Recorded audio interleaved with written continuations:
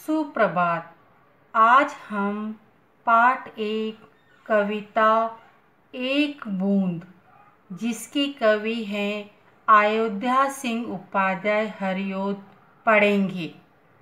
इस कविता में कवि एक बूंद के माध्यम से जीवन में आगे बढ़ने की प्रेरणा दे रहे हैं।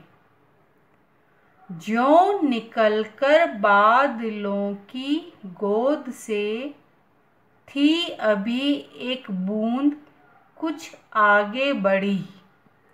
सोचने फिर यहीं जीने लगी, आह क्यों घर छोड़कर मैं क्यों खड़ी। इस पद्यांश में कवि यह कहते हैं कि बूंद अपने निवास स्थल बादलों को छोड़कर वह आगे बढ़ी तो उसके मन में एक डर सा समा गया और वह सोचने लगी, क्यों मैंने अपने घर को छोड़ा।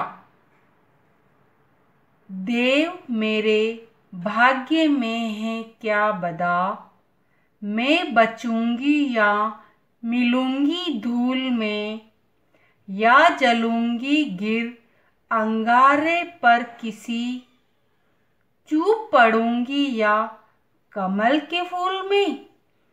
इस पद्यांश में कवि बूंद की मनस्थिति को दर्शाया है। वह निराशा की स्थिति में है।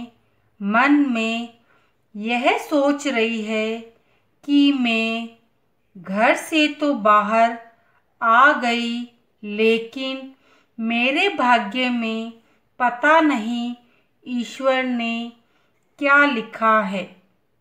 मैं बच जाऊंगी या धूल में मिल जाऊंगी, यानी मेरा अस्तित्व मिट्टी में मिल जाएगा या किसी अंगारे पर जल जाएगा या किसी कमल के फूल पर गिर जाऊंगी।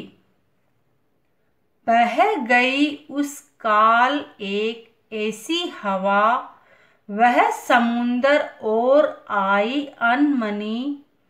एक सुंदर सीप का मुंह था खुला, वह उसी में जा पड़ी मोती बनी।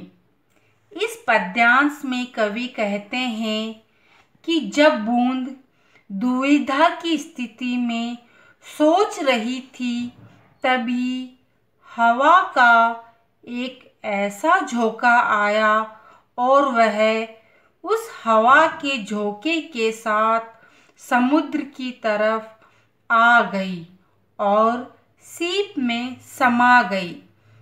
सीप में समा कर वह मोती बन गई, यानी विपरीत परिस्थितियों में भी हिम्मत न छोड़ने पर सफलता मिल जाती है।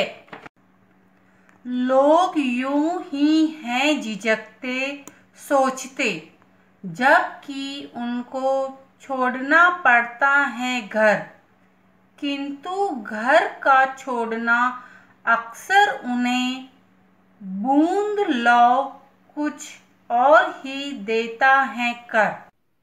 इस पद्यांश में बूंद के उदाहरण से कवि कहते हैं कि ऐसे ही लोगों को अपनी रोजी रोटी की तलाश में या फिर किसी कारणवश अपना घर छोड़ना पड़ता है तो वह भी बहुत झिझकते हैं, घबराते हैं कि उन्हें सफलता मिलेगी या नहीं।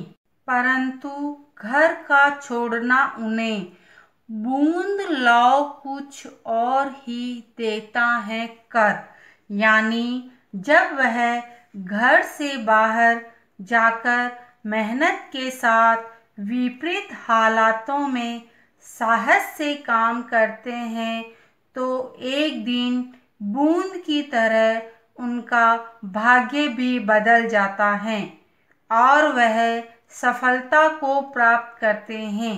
इसलिए कवि कहते हैं कि मनुष्य को आशावादी बनना चाहिए। धन्यवाद।